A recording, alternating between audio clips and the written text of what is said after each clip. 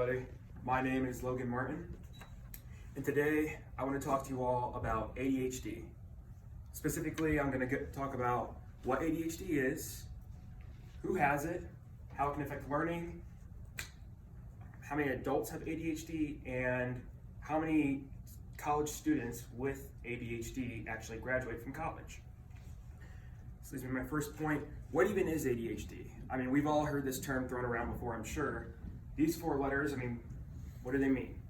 Well, ADHD stands for Attention Deficit Hyperactivity Disorder. And according to the National Institute of Mental Health, ADHD is defined by a pattern of inattention and hyperactivity. Again, what does this mean?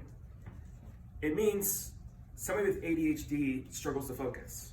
And I know we all have our issues focusing when we're not interested in something, but they truly struggle to the point where they can't even understand what's going on around them if they're not interested. Hyperactivity could be somebody who's bouncing their leg constantly, or fidgeting with their pencil or clicking their pen.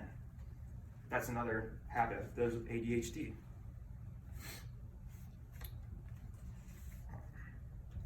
According to Healthy Place, 90% of students who have ADHD struggle in school. People, I'm sure you can imagine from what I said earlier, not being able to pay attention, stop moving, would cause some issues when coming to your education, to being able to focus on what the teacher is saying, be able to sit still in class even. And 90% struggle, which is a lot in my opinion, especially seeing how as 11% of elementary school children are diagnosed with ADHD according to WebMD. And this leads me to my second point.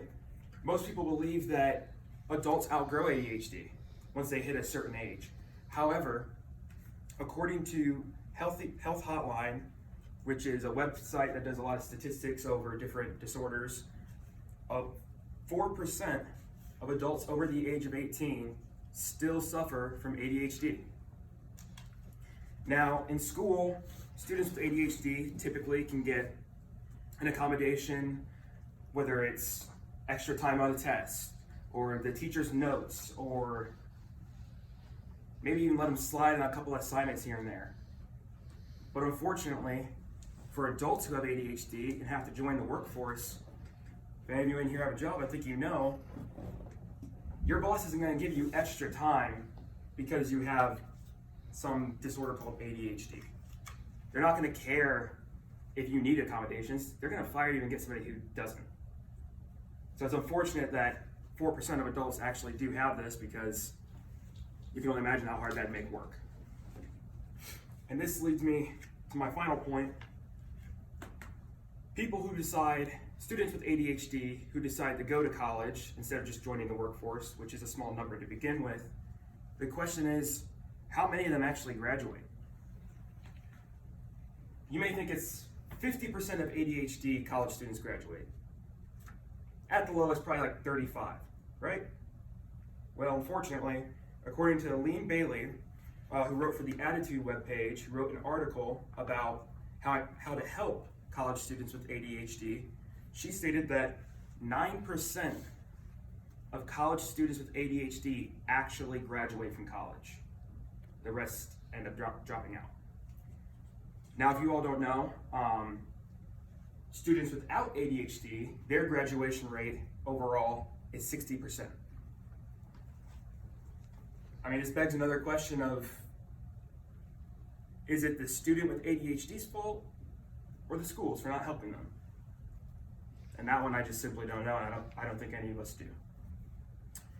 In conclusion, I went over what ADHD was, who has it, how it can affect education, what it's like to be an adult with it, and how many college students with ADHD graduate. The reason I chose ADHD is because I found that this is something that everyone should know about, at least the general symptoms and what it can do for education. Because in my life, my freshman year is the year I considered myself someone who couldn't learn anymore. I struggled paying attention in class, being able to think about anything that the teacher's saying, stop moving. But I graduated with a 4.2 GPA. Not because I learned anything, but because my high school is easy.